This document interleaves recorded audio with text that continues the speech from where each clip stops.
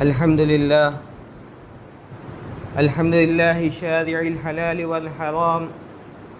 خالق الأرواح والأجسام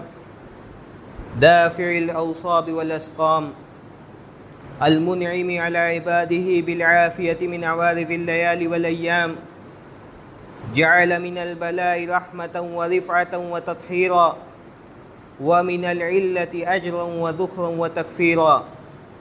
فعلى الصحة والعافية كونوا من الشاكرين وعند البلاء والمصيبة كونوا من الصابرين والصلاة والسلام على نبينا محمد الأمين وعلى آله وصحبه والتابعين أما بعد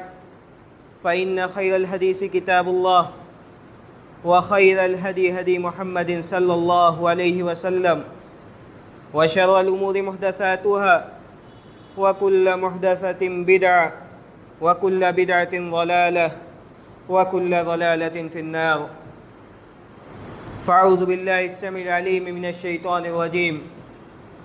بسم الله الرحمن الرحيم والذين جاهدوا فينا لنهدينهم سبلنا وإن الله لمع المحسنين. محترم سامعین اکرام، اسلامی بھائیوں، پردہ نشین ماں اور بہنوں،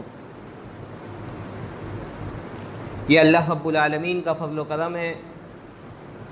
کہ اس نے ہمیں اس جہان فانی کے اندر پیدا کیا اور اس جہان فانی کے اندر بھیج کر کے ہمیں ہمارے زندگی کے مقصد سے آگاہ کیا، اور اس کے بعد اللہ رب العالمین نے ہم کو دونوں راستے دکھلا دیے. انا ہدیناہ السبیل اما شاکرا و اما کفورا، کہ اللہ رب العالمین نے فرمایا کہ ہم نے انسان کو کفر کے راستے بھی دکھا دیے اور شکر گزاری کے راستے بھی دکھا دیے، اور دونوں راستوں کو اس کے لیے آسان کر دیا انسان کے لیے کہ وہ چاہے تو ان دونوں میں سے کسی بھی راستے کو اختیار کر لے. لیکن اللہ رب العالمین نے ہم سے اس بات کا وعدہ فرمایا ہے کہ اگر ہم اللہ رب العالمین کے دین کے لیے کوششیں کریں، نیکی کے راستے کے لیے کوششیں کریں، قرآن و سنت کی پیروی کے لیے کوششیں کریں، تب اللہ رب العالمین ہم کو ہدایت کی راہ پر گامزن کرتا ہے. اس کے علاوہ اگر ہم دوسرے راستوں کو اختیار کرتے ہیں تو اللہ رب العالمین ہم کو اسی راستے پر لگا دیتا ہے. لیکن اگر نیکی کے راستے کو اختیار کیا جائے گا تب اللہ رب العالمین ہماری مدد کرے گا. اللہ رب العالمین نے اس دنیا کے اندر انسانوں کو یہ حکم دیا ہے کہ انسان شیطان کی مخالفت کرے. انسانوں کو یہ حکم دیا گیا کہ انسان اپنے نفس کی پیروی نہ کرے بلکہ اللہ رب العالمین کے بتائے ہوئے طریقے کے مطابق چلے. اللہ رب العالمین نے جس انداز کی زندگی اختیار کرنے کا حکم دیا ہے اسی انداز کی زندگی کو اختیار کیا جائے، اسی راستے پر چلا جائے. یہ ہر مسلمان کی ذمہ داری ہے. لیکن بدقسمتی یہ ہے کہ آج ہم جس غفلت کی زندگی کا شکار ہیں، اس غفلت کی زندگی نے، شیطان کی پیروی نے، قرآن و سنت کی مخالفت نے ہم کو اتنا بے حس بنا دیا ہے کہ ہم آسانی کے ایام میں، خوشی کے ایام میں ہم اللہ رب العالمین کو یاد نہیں کرتے. لیکن جب ہمارے اوپر کوئی مصیبت آتی ہے، کسی قسم کے مصائب و مشکلات کا ہم شکار ہوتے ہیں، کبھی ہمارے نفس پر جب کوئی ضرب پڑتی ہے تب جا کر کے ہم مسجد کی جانب دوڑتے ہیں، مسجد آباد ہونے لگتی ہے اور مسلمان نمازوں کی پابندی میں، تلاوت قرآن کی پابندی میں اور دوسرے اعمال صالحہ کی پابندی میں کسی حد تک مصروف نظر آتا ہے. لیکن جیسے یہ مصیبت اس سے رخصت ہوتی ہے، مصیبت کے بادل جیسے ہی چھٹتے ہیں، انسان دوبارہ اپنے اسی روش پر لوٹ آتا ہے. یہ ایک مسلمان کی صفت نہیں ہے بلکہ یہ کفار و مشرکین کی صفت ہے. اللہ رب العالمین نے ان کی اس صفت کو بیان کرتے ہوئے قرآن مجید کے اندر فرمایا اذا رقبوا فی الفلک دعوا اللہ مخلصین لہ الدین فلما نجاہم الی البر اذا ہم یشرکون، کہ یہ کفار و مشرکین جب کشتی پر سوار ہوتے ہیں، جب سمندر کی موجوں کا سامنا کرتے ہیں، جب اللہ رب العالمین کے عذاب کا خوف محسوس کرتے ہیں، ہلاکت کا خوف ہوتا ہے، تب الاخلاص کے ساتھ اللہ رب العالمین کو پکارنے لگتے. فلما نجاہم الی البر، لیکن جیسے ہی خشکی پر پہنچتے جیسے بھی اس مصیبت سے چھٹکارا پاتے اذا ہم یشرکون دوبارہ شرک کرنے لگتے تو یہ کفار و مشرکین کی صفت ہے، یہ مسلمان کی صفت نہیں ہے۔ مسلمانوں کو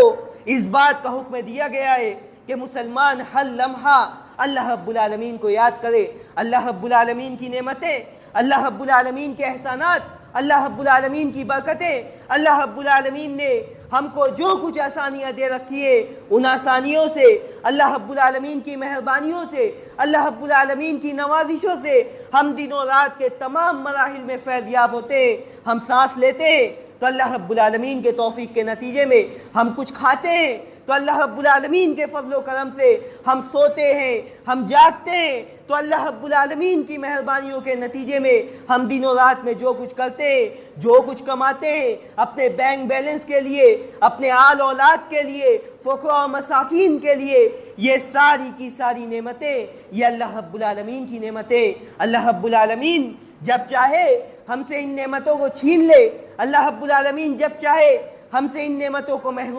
ہم کو ان نعمتوں سے محروم کر دے، لیکن اس کے باوجود بھی اللہ رب العالمین ہمارے اوپر ظلم کرنے والا نہیں ہے بلکہ عین انصاف کرنے والا ہے۔ اس وجہ سے ہماری یہ ذمہ داری ہے کہ ہم اللہ رب العالمین کی نعمتوں سے جس قدر فائدہ اٹھاتے ہیں، اللہ رب العالمین کے شکر گزاری کا پیمانہ بھی اسی قدر گہرا اور حساس اور سینسیٹیو ہونا چاہیے۔ اللہ رب العالمین نے ہم کو اس بات کا حکم دیا ہے کہ ہم نعمتوں کی قدر کریں، اس پر اللہ رب العالمین کا شکر بھی ادا کریں۔ ہم کو اس بات کا حکم دیا گیا اور یہ بھی ہماری ذمہ داری ہے کہ قرآن و سنت کے جو احکام و مسائل ہمارے اوپر نازل کیے گئے ان پر غور و فکر کر کے ہم اس بات کی تمیز کریں کہ ہم دن و رات میں جو کچھ کام کرتے ہیں اس میں کون سا کام یہ شیطانی کام ہے اور کون سا کام اللہ رب العالمین کے بتائے ہوئے طریقے کے مطابق انجام پاتا ہے۔ ہم اس بات پر غور و فکر کریں کہ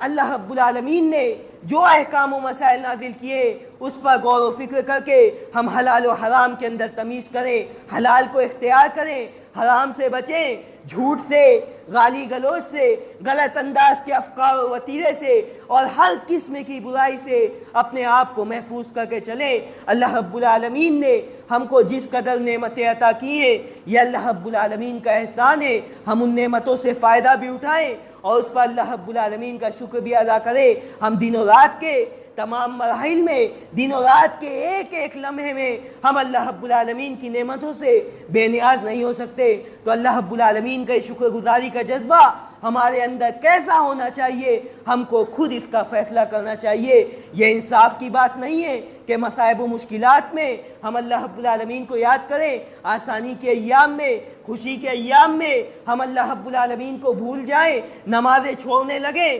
مسجدیں ویران ہو جائیں، تلاوت قرآن کو بالائے طاق رکھ دیا جائے اور قرآن و سنت کی مخالفت کر کے ہم یہ سوچ لیں کہ بڑھاپے پر اس پر عمل کیا جائے گا اور جب کوئی مصیبت آئے تو ہم کو اچانک اللہ رب العالمین یاد آ جائے۔ یہ ایک مسلمان کی شان نہیں ہے۔ ہمارے سامنے اللہ کے رسول صلی اللہ علیہ وسلم کی زندگی، صحابہ اکرام کا اسوہ ہونا چاہیے، اللہ کے رسول صلی اللہ علیہ وسلم کی سیرت کا تذکرہ آئے اور اماں عائشہ صدیقہ رضی اللہ عنہا کی اس روایت کو ذکر نہ کیا جائے جو صحیح بخاری کے اندر موجود ہے۔ اماں عائشہ صدیقہ رضی اللہ عنہا کہتی ہے اللہ کے رسول صلی اللہ علیہ وسلم عبادات میں اس قدر محنت کیا کرتے تھے کہ آپ کے پاؤں مبارک سوج جایا کرتے تھے، اس قدر روتے اور گڑگڑاتے تھے کہ ایسے روتے تھے کہ گویا ایسا لگتا تھا کہ ہانڈی میں کوئی چیز ابل رہی ہو۔ یہ نبی آخر الزماں کا وتیرہ تھا جن کے اگلے پچھلے تمام گناہ معاف کر دیے گئے تھے۔ اماں عائشہ صدیقہ رضی اللہ عنہا کہتی ہے اے اللہ کے رسول صلی اللہ علیہ وسلم آپ کے اگلے پچھلے تمام گناہ معاف ہے، اس کے باوجود آپ اتنی محنت کیوں کرتے ہیں، آپ اتنے پریشان کیوں ہوتے ہیں؟ اللہ کے رسول صلی اللہ علیہ وسلم نے کہا افلا اکون عبدا شکورا، کیا میں اللہ رب العالمین کا شکر گزار بندہ نہ بنوں؟ یہ شکر گزاری کا تقاضا ہے کہ اللہ رب العالمین کی نعمتوں سے فائدہ اٹھانے کے بعد انسان مزید اللہ رب العالمین کی جانب رجوع کرے، مزید اللہ رب العالمین سے قریب ہو جائے۔ اللہ کے رسول صلی اللہ علیہ وسلم نے فرمایا کہ اللہ رب العالمین نے مجھ کو سید الانبیاء بنایا، مجھ کو ختم نبوت کا تاج دیا گیا، مجھ پر معجزات عطا کیے گئے، مجھ کو حوض کوثر سے ہمکنار کیا گیا، شفاعت عظمیٰ سے ہمکنار کیا گیا۔ اتنے سارے اللہ رب العالمین کے احسانات ہیں تو اس کے شکر گزاری کا جذبہ اس سے کہیں زیادہ ہونا چاہیے۔ اللہ کے رسول صلی اللہ علیہ وسلم کی حیات مبارکہ کو دیکھ لیا جائے، صحابہ اکرام کی طرز زندگی کو دیکھ لیا جائے، ان لوگوں کی یہ صورتحال ہوتی تھی اللہ کے رسول صلی اللہ علیہ وسلم کی اور صحابہ اکرام کی کہ بھوکے اور پیاسے رہ لیتے تھے، پیٹ پر پتھر باندھ لیا کرتے تھے، لیکن ان کے منہ کے اندر کوئی حرام لقمہ چلا جائے، ان سے کسی قسم کی کوئی حرام کاری انجام پا جائے، قرآن و سنت پر کوئی آنچ آ جائے، اس بات کو صحابہ اکرام اور رسول اکرم صلی اللہ علیہ وسلم گوارا نہیں کرتے تھے، جبکہ اللہ رب العالمین کی بشارتیں، اللہ رب العالمین سے قربت کا جذبہ ہم سے کہیں زیادہ ہمارے اخلاق کے اندر پایا جاتا تھا۔ آج ہم اللہ رب العالمین کی نعمتوں سے کہیں زیادہ گھرے ہوئے ہیں، ہم زمین پر چلتے ہیں تو زمین پر ہمارا پاؤں نہیں پڑتا ہے، ہمارے پاس گاڑیاں ہیں، ہمارے پاس وسائل ہیں، ہم سفر کرتے ہیں تو آسانی کے ساتھ کر لیتے ہیں، ہم رات میں سوتے ہیں تو بہترین سے بہترین ہوا، بہترین سے بہترین بستر ہم کو نصیب ہوتا ہے، ہم کھانا کھاتے ہیں تو بہترین کھانا ہم کو دستیاب ہوتا ہے۔ یہ ساری کی ساری نعمتیں جن سے آج ہم فائدہ اٹھا رہے ہیں، یہ ساری کی ساری نعمتیں جن سے ہمارے اسلاف محروم تھے، وہ چلتے تھے تو پیدل چلتے تھے، وہ کھاتے تھے تو روکھا سوکھا کھاتے تھے، کھجور اور پانی پر گزارا کیا کرتے تھے، ان کے گھر میں کئی روز تک فاقے ہوا کرتے تھے، لیکن اس کے باوجود یہ لوگ اللہ رب العالمین کے بہت زیادہ شکر گزار تھے۔ اس وجہ سے ہماری یہ ذمہ داری ہے کہ ہم اللہ رب العالمین کی ایک ایک نعمتوں پر غور کریں، اس سے فائدہ بھی اٹھائیں اور اس پر اللہ رب العالمین کا شکر بھی ادا کریں۔ اللہ رب العالمین نے فرمایا وَالَّذِينَ جَاهَدُوا فِينَا لَنَهْدِيَنَّهُمْ سُبُلَنَا وَإِنَّ اللَّهَ لَمَعَ الْمُحْسِنِينَ۔ سورہ عنکبوت کی آیت کریمہ ہے۔ اللہ رب العالمین نے فرمایا کہ جو لوگ ہمارے راستے میں جد و جہد کرتے ہیں، محنتیں کرتے ہیں، نیکی کے کاموں میں آگے بڑھنے کی کوششیں کرتے ہیں، تو ہم ان کو اپنا راستہ دکھا دیتے ہیں۔ وَإِنَّ اللَّهَ لَمَعَ الْمُحْسِنِينَ، اور اللہ رب العالمین یہ نیکیاں کرنے والوں کا ساتھ دیتا ہے، عبادات کو بہتر طریقے سے انجام دینے والوں کا ساتھ دیتا ہے۔ حدیث جبریل کے اندر جب حضرت جبریل علیہ السلام نے اللہ کے رسول صلی اللہ علیہ وسلم سے 3 سوال کیے کہ اسلام کیا ہے، ایمان کیا ہے، اسی میں ایک سوال یہ بھی تھا کہ احسان کیا ہے۔ اللہ کے رسول صلی اللہ علیہ وسلم نے فرمایا کہ ان تعبد اللہ کانک تراہ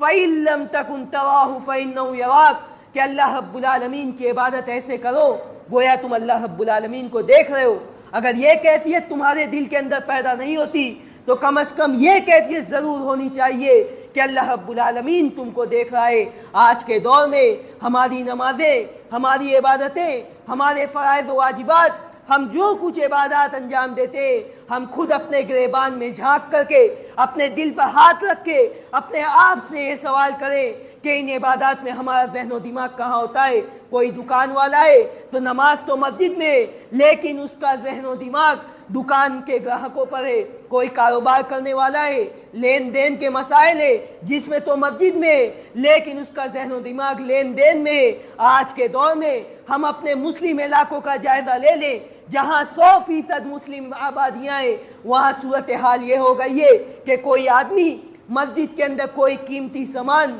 کوئی قیمتی جوتا پہن کر کے آ جاتا ہے تو یہاں کے خراب ماحول کے نتیجے میں ساری نماز میں اس کا ذہن و دماغ وہیں لگا رہتا ہے کہ کہیں ایسا نہ ہو کہ کوئی چور آئے اور اس کا جوتا چرا کر کے لے جائے۔ مسلمانوں کے درمیان یہ ماحول آخر کیوں پیدا ہوا؟ اس کا بنیادی سبب یہ ہے کہ ہم دین سے دور ہیں، کتاب و سنت کی تعلیمات کی روح کو ہم نہیں سمجھتے۔ تو اللہ کے رسول صلی اللہ علیہ وسلم نے فرمایا کہ اللہ رب العالمین کی عبادت ایسے کرو جیسے تم اللہ رب العالمین کو دیکھ رہے ہو۔ اگر یہ کیفیت نہیں پیدا ہوتی تو اتنا تصور ایک مسلمان ہونے کے ناطے تمہارے دل کے اندر ضرور ہونا چاہیے کہ اللہ رب العالمین تم کو دیکھ رہا ہے۔ عبادات میں یہ تصور، خشوع و خضوع کی یہ کیفیت پیدا کرنا، یہ ہر مسلمان کی ذمہ داری ہے۔ لیکن آج ہماری عبادتیں یہ کہاں جا رہی ہیں، ہم کو اس پر غور کرنا چاہیے۔ یہی اسباب ہیں کہ آج ہماری عبادات میں وہ چاشنی، وہ مٹھاس جو ہمارے اسلاف کی عبادتوں میں پائی جاتی تھی،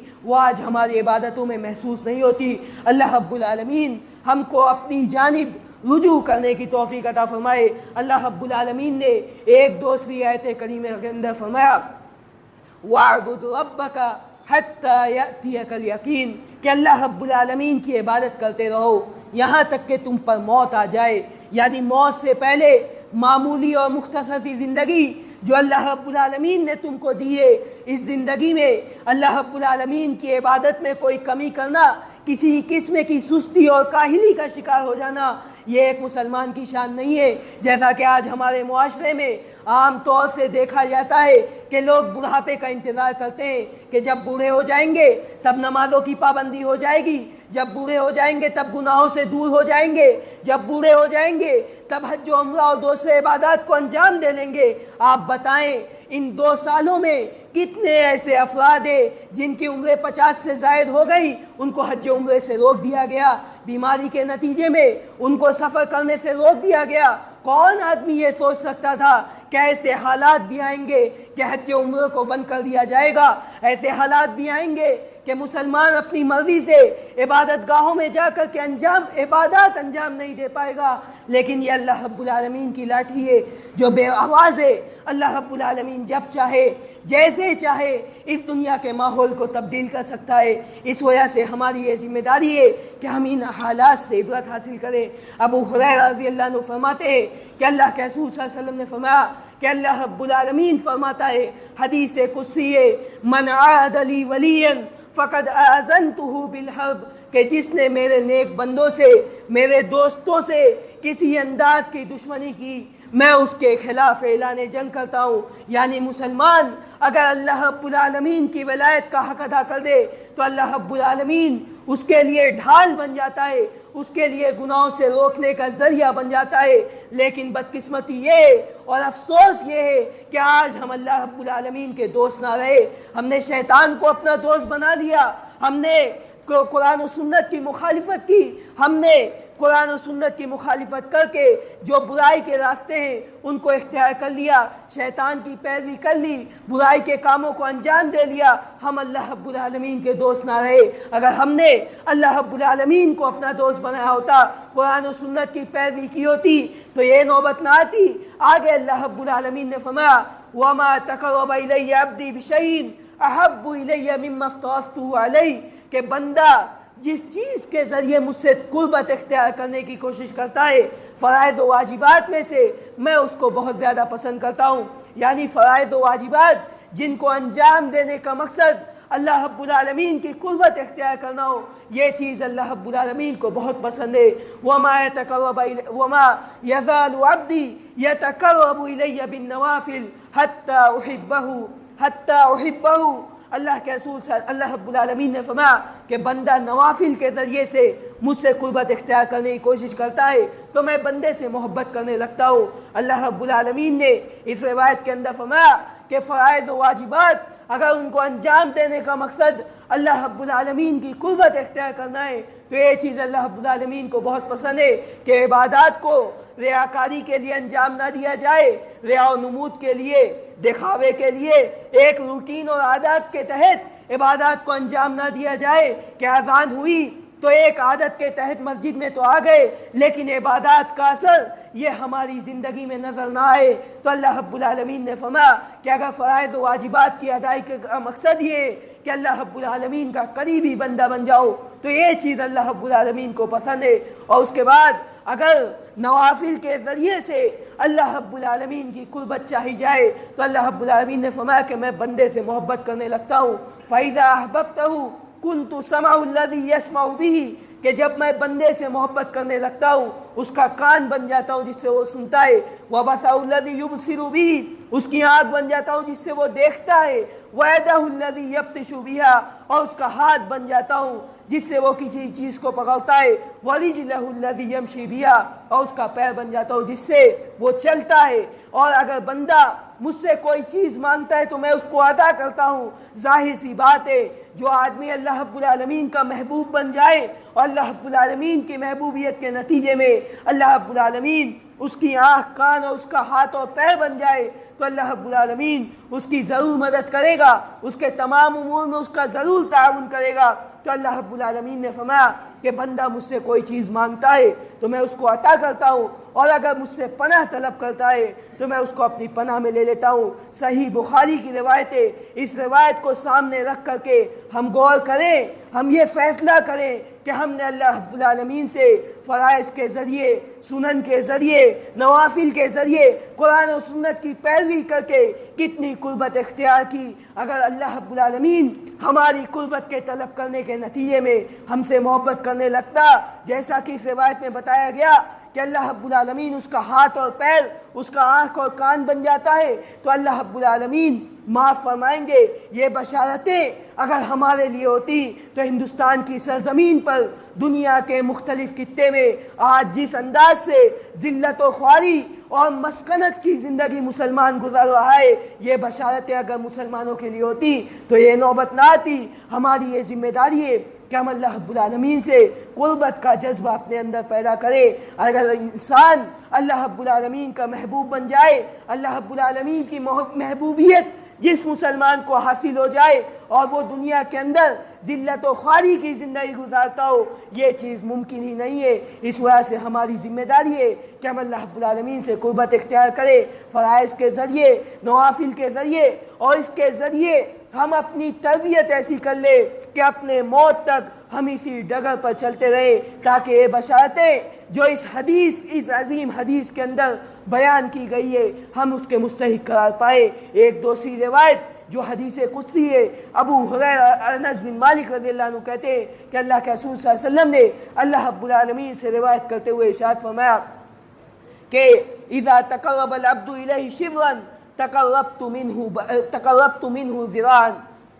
اللہ کے رسول صلی اللہ علیہ وسلم نے فرمایا کہ اللہ رب العالمین فرماتا ہے کہ اگر بندہ مجھ سے ایک بالش قریب ہوتا ہے، میں اس سے ایک ہاتھ قریب ہو جاتا ہوں۔ وَإِذَا تَقَرَّبْتُ مِنْهُ ذِرَاعًا تَقَرَّبْتُ مِنْهُ بَاعًا، اور اگر بندہ مجھ سے ایک ہاتھ قریب آتا ہے تو میں اس سے دو ہاتھ قریب آ جاتا ہوں۔ وَإِذَا أَتَانِي مَشْيًا أَتَيْتُهُ هَرْوَلًا، اور اگر بندہ میرے پاس چل کر کے آتا ہے تو میں اس کے پاس دوڑ کر کے آتا ہوں۔ اس عظیم حدیث کے اندر بڑی عظیم بشارت مسلمانوں کی دی گئی ہے۔ ہم اللہ رب العالمین کی جانب ایک بالش بڑھ کر تو دیکھیں، ہم اللہ رب العالمین کی جانب چل کر کے دیکھیں، اللہ رب العالمین ہمارے پاس دو ہاتھ بڑھ کر کے آئے گا، ہمارے پاس دوڑ کر کے آئے گا۔ اللہ رب العالمین کو اپنے بندوں کو بخشنے کے لیے صرف ایک بہانہ چاہیے، بندے سے قریب آنے کے لیے صرف بندے کی دلچسپی اور لگاؤ چاہیے۔ اس وجہ سے ہماری یہ ذمہ داری ہے کہ ہم ان چیزوں کو اختیار کر کے اللہ رب العالمین کے قربت کے وسائل کو اختیار کریں۔ ایک اور حدیث کے اندر ابو ہریرہ رضی اللہ عنہ جس کے راوی ہیں بیان کرتے ہیں کہ اللہ کے رسول صلی اللہ علیہ وسلم نے فرمایا کہ المؤمن القوی خیر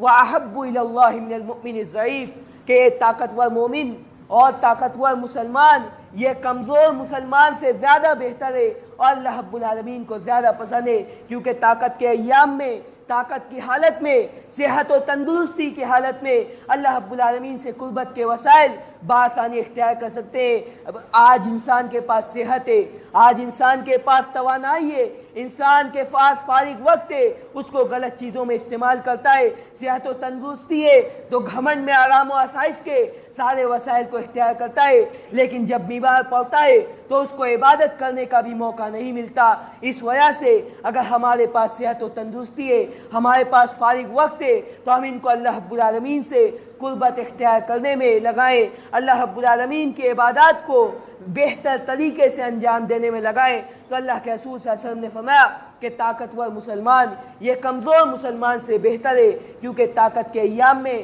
آسانی کے ساتھ اللہ رب العالمین کی قربت اختیار کی جا سکتی ہے، نمازوں کی پابندی کی جا سکتی ہے۔ اللہ کے رسول صلی اللہ علیہ وسلم نے آگے فرمایا کہ وفی کل خیر، ایسا نہ ہو کہ کمزور مسلمان یہ نا امید ہو جائے، بلکہ وفی کل خیر، کمزور اور طاقت مند اور صحت و تندرستی والا اور بیمار دونوں میں خیر رکھی گئی ہے۔ ہر انسان اپنے طاقت کے بقدر اللہ رب العالمین سے قربت کے وسائل کو اختیار کرے۔ احرص علی ما ینفعک वस्तईन बिल्लाह, अल्लाह के रसूल सल्लल्लाहु अलैहि वसल्लम ने फरमाया कि जिस चीज़ में दुनिया और आखिरत का फ़ायदा हो उसके हरीफ बन जाओ, उसकी लालच अपने दिल के अंदर पैदा कर लो जिसमें दुनिया और आखिरत दोनों का फ़ायदा हो। सिर्फ दुनिया के फ़ायदे को देख करके अपने आखिरत को तबाह बर्बाद कर लिया जाए, इसकी इजाज़त नहीं दी गई है, बल्कि दुनिया और आखिरत का फ़ायदा जिस चीज़ में हो उसके हरीस बनो। वस्तईन बिल्लाहि वला ताजज़, और अल्लाह रब्बुल आलमीन से मदद तलब करो और हिम्मत ना हारो।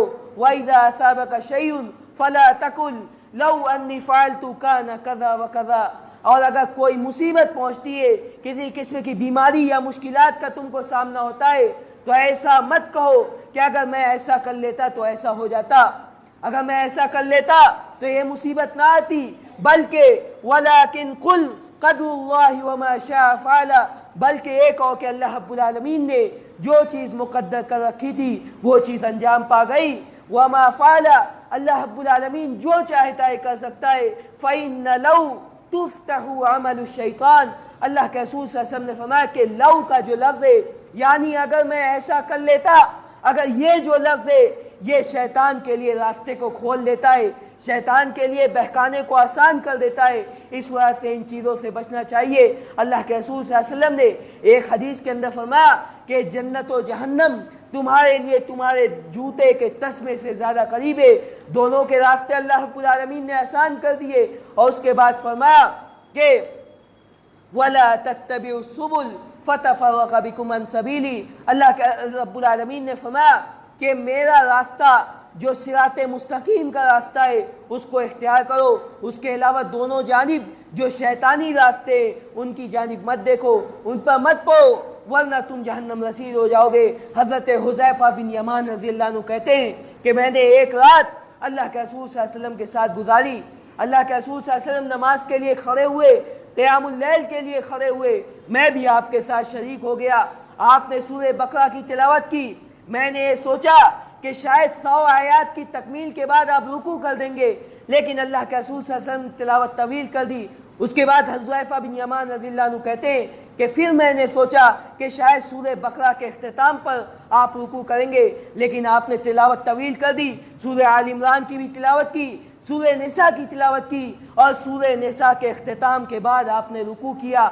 इतनी लंबी तिलावत की, उसके बाद आपने रुकू किया। हुज़ैफ़ा बिन यमान रज़ियल्लाहु अन्हु कहते कि अल्लाह के रसूल सल्लल्लाहु अलैहि वसल्लम ऐसे ही तिलावत नहीं करते थे, बल्कि तरतील के साथ करते थे। जहाँ अज़ाब का तज़किरा आता था रोते और गिड़गिड़ाते थे, अल्लाह रब्बुल आलमीन से पनाह तलब करते थे। जन्नत का तज़किरा आता, अल्लाह रब्बुल आलमीन से जन्नत का सवाल करते थे। और उसके बाद कहते हैं कि आपका रुकू और सजदा भी वैसे ही तवील होता था जैसे आपका क़ियाम होता था। दूसरी रिवायत के लिए खड़े होते हैं, बाद दूसरी रिवायत में मिलता है कि इस एक रात में अल्लाह के रसूल सल्लल्लाहु अलैहि वसल्लम ने सूरह तौबा तक की तिलावत की। यह सूरत हाल नबी आखिरुज़्ज़मा की थी। आज के दौर में हम फ़राइज़ व वाजिबात में भी कोताही करें, सुन्नतें हमारी छूट जाए, नवाफिल की तरफ हमारा ध्यान भी ना जाए, इसके बावजूद हम ये समझते हैं कि हमको जन्नत की ज़मानत मिल गई। जन्नत ये आरज़ुओं और तमन्नाओं से मिलने वाली नहीं है। खुद अल्लाह के नबी सल्लल्लाहु अलैहि वसल्लम का ये फरमान है कि तुम में से कोई भी शख्स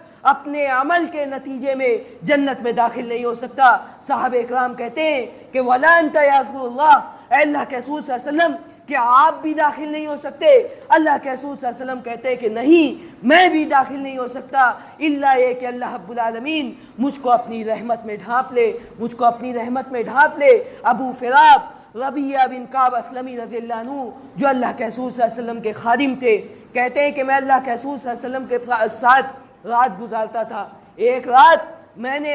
इस रिवायत को बयान करके मैं अपनी बात ख़त्म करूँगा, वो कहते हैं कि एक रात मैंने अल्लाह के रसूल सल्लल्लाहु अलैहि वसल्लम के साथ गुजारी। मैं बराबर आपके साथ रात गुजारता था। एक रात अल्लाह के रसूल सल्लल्लाहु अलैहि वसल्लम ने मुझसे कहा कि कोई चीज़ मांगना है तो मांग लो, किसी चीज़ का सवाल करना है तो कर लो, मैं तुम्हारे हक़ में अल्लाह रब्बुल आलमीन से दुआ करूँगा, मैं तुम्हारे लिए दुआ करूँगा। वो कहते हैं कि अल्लाह के नबी, या रसूल अल्लाह मुराफ़क़तुका फ़िल जन्ना, अल्लाह के रसूल सल्लल्लाहु अलैहि वसल्लम मुझे कोई नेमत नहीं चाहिए, मुझे दुनिया की कोई नेमत नहीं चाहिए, बस मैं इतना चाहता हूँ कि जिस तरह से दुनिया में आपका साथ है जन्नत में भी आपका साथ मिल जाए। ये साहबे इकराम थे। कहते हैं कि अल्लाह के रसूल सल्लल्लाहु अलैहि वसल्लम میں یہ چاہتا ہوں کہ جنت میں آپ کا ساتھ مل جائے۔ اللہ کے رسول صلی اللہ علیہ وسلم کہتے ہیں کہ اس کے علاوہ کچھ اور مانگ لو، کہتے ہیں کہ نہیں، جو کچھ کہنا تھا کہہ دیا، مجھے صرف اسی نعمت سے نواز دیا جائے کہ جنت میں آپ کا ساتھ مل جائے۔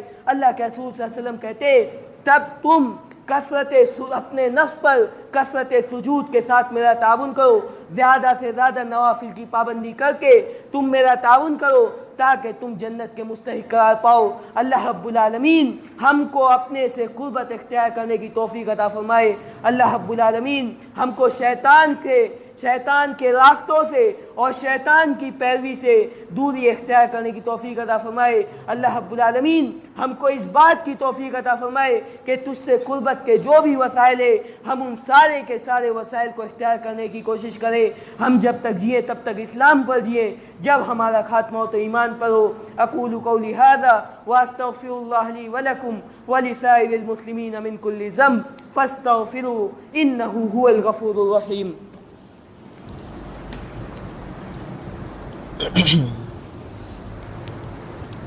الحمد لله على إحسانه والشكر له على توفيقه وامتنانه، أشهد أن لا إله إلا الله وحده لا شريك له تعظيما لشانه، وأشهد أن محمدا عبده واحد ورسوله الداعي إلى رضوانه،